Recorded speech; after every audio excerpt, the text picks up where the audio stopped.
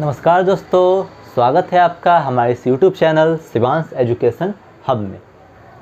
आज का हमारा टॉपिक है journal entries of various transactions. कुछ ट्रांजैक्शंस का जर्नल एंट्री मैंने पिछले वीडियो में आपको बता दिया है।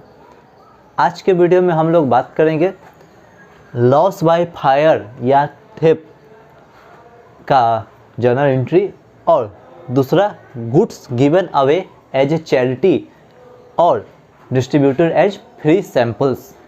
ये दोनों ट्रांजैक्शंस का आज हम लोग जर्नल एंट्री करना सीखेंगे। तो चलिए चलते हैं लॉस बाय फायर या थेफ्ट के ट्रांजैक्शंस का जर्नल एंट्री करना। वीडियो शुरू करने से पहले अगर आप हमारे इस चैनल पर नए हैं तो हमारे इस चैनल को प्लीज़ सब्सक्राइब करिए, क्योंकि सब्सक्राइब करने से आप एक सब्सक्राइबर बन जाएगा। और सब्सक्राइबर बनने का फ़ायदा यह है कि जब भी हम नया वीडियो अपलोड करें तब सबसे पहले वो वीडियो आप तक पहुंचे, इसलिए जल्दी से सब्सक्राइब कर डालिए। तो चलिए शुरू करते हैं। तो देखिए, मेरा पहला ट्रांजैक्शन है लॉस बाय फायर और थेफ्ट। तो अगर गुड्स मेरा फायर के कारण या थेफ्ट के कारण बर्बाद हो गया, गुड्स मेरा या तो जल गया या चोरी हो गया, तो उस केस में हम लोग इसका एंट्री कैसे करते हैं। तो एक बात तो पक्का है कि अगर मेरा गुड्स जल गया या चोरी हो गया तो ये मेरे लिए एक लॉस है। ये मेरे लिए क्या है? एक लॉस है, नुकसान है। और लॉस क्या होता है? लॉस कौन सा अकाउंट होता है? तो लॉस मेरा होता है नॉमिनल अकाउंट। लॉस मेरा है क्या? Nominal account. और नॉमिनल अकाउंट का फॉर्मूला क्या है कि debit all losses and expenses and credit all incomes and gains. तो चूँकि यहाँ लॉस हुआ बिजनेस को, गुड्स बर्बाद हो गया, गुड्स चोरी हो गया, गुड्स जल गया आग में, तो बिजनेस के लिए ये लॉस है। तो लॉस है तो इसलिए हम लोग इसको लॉस को क्या करेंगे? डेबिट करेंगे। तो मेरा एंट्री क्या हो जाएगा? Loss of stock by fire. अगर मेरा आग के कारण स्टॉक बर्बाद हो गया, गुड्स बर्बाद हो गया, तो हम लोग एंट्री करेंगे loss of stock by fire account debit. अगर मेरा चोरी के कारण गुड्स बर्बाद हो गया तब हम लोग क्या एंट्री करेंगे? Loss of stock by theft account debit. और टू कर देंगे हम लोग परचेज अकाउंट। टू कर देंगे हम लोग परचेज अकाउंट। परचेज अकाउंट क्यों?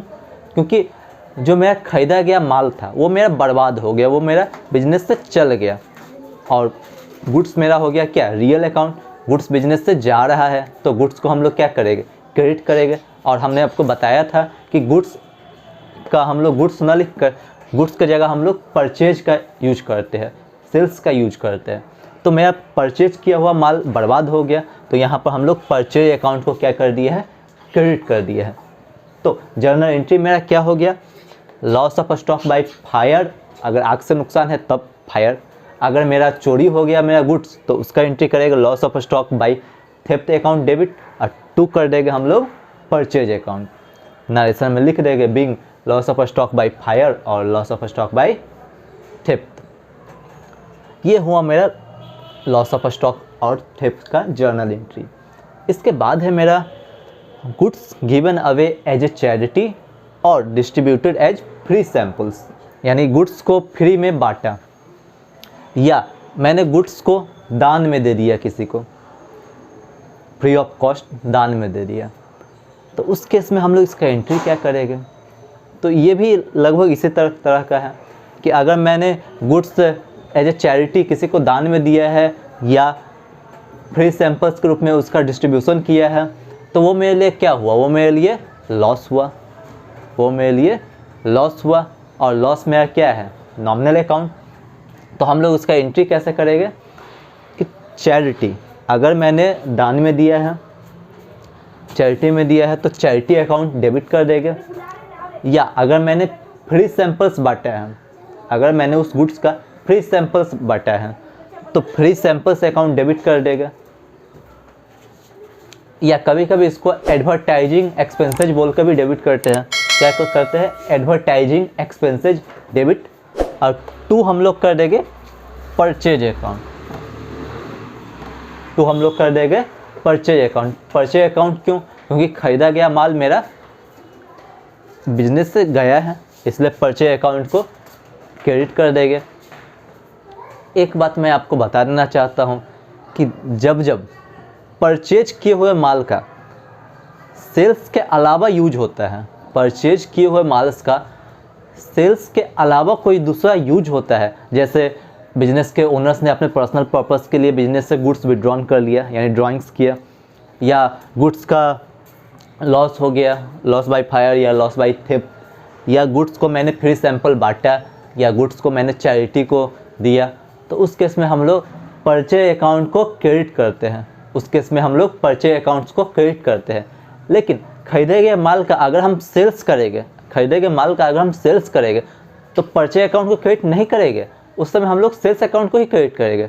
ये ध्यान रखने वाली बात है कि अगर परचेज किए गए गुड्स का यूज मैंने सेल्स के अलावा कोई भी कार्य में किया तो हम लोग परचेज अकाउंट को क्रेडिट कर देंगे, हम लोग परचेज अकाउंट्स को क्रेडिट कर देंगे।